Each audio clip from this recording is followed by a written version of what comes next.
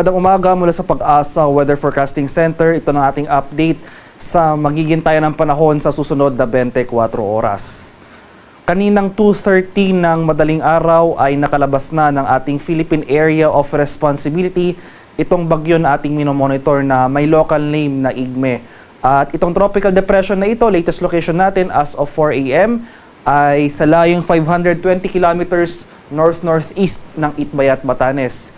Ito ay may taglay na lakas ng hangin na malapit sa gitna na umaabot sa 55 km per hour, pagbugso na umaabot sa 70 km per hour.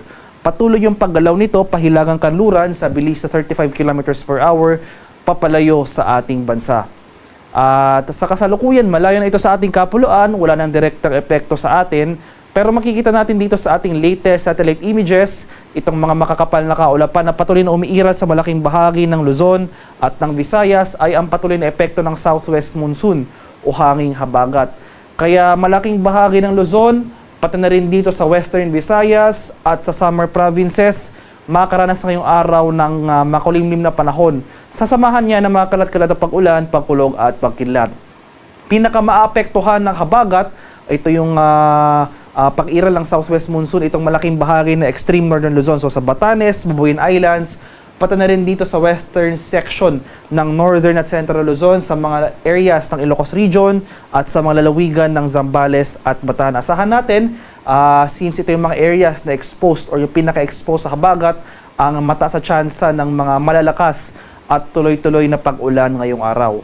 Sa nalalabing bahagi ng Visayas at buong Mindanao, makakaranas naman tayo ng maaliwalas na panahon for today, maliban na lamang sa mga tsansa ng isolated rain showers or yung mga usual na thunderstorms pagsapit ng hapon hanggang sa gabi. At ito yung ating latest track and intensity forecast para kay Bagyong Igme. So habang nasa labas ito ng ating PAR, magpapatuloy yung paggalaw nito generally west-northwestward for the remainder of the day. And pagsapit naman bukas, magiging west-southwestward yung paggalaw nito.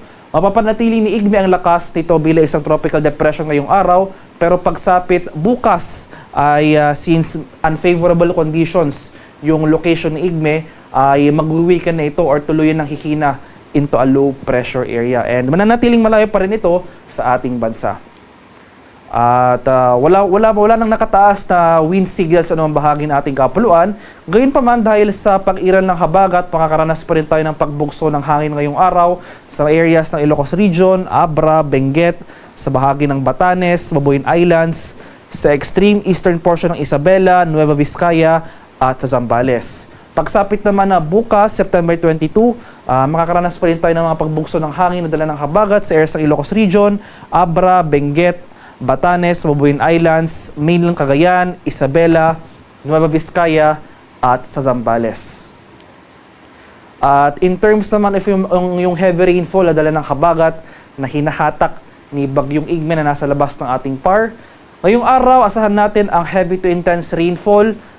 Nag-amount niya sa around 100 to 200 millimeters ng pag-ulan sa extreme northern Luzon, sa bahagi ng Batanes at Bubuyin Islands. Itong habagat naman ngayong araw magdudulot ng moderate to heavy rain sa bahagi ng Ilocos Region, Zambales at Bataan.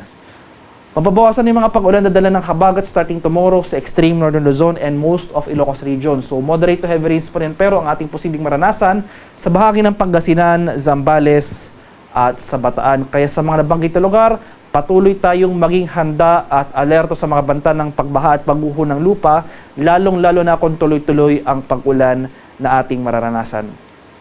At sa kalagayan naman ng ating karagatan, dahil rin sa epekto ng habagat, as of 5 a.m., may gale warning tayong nakataas sa areas ng Ilocos Sur, seaboards ng La Union, Pangasinan, at sa western coast ng Ilocos Norte.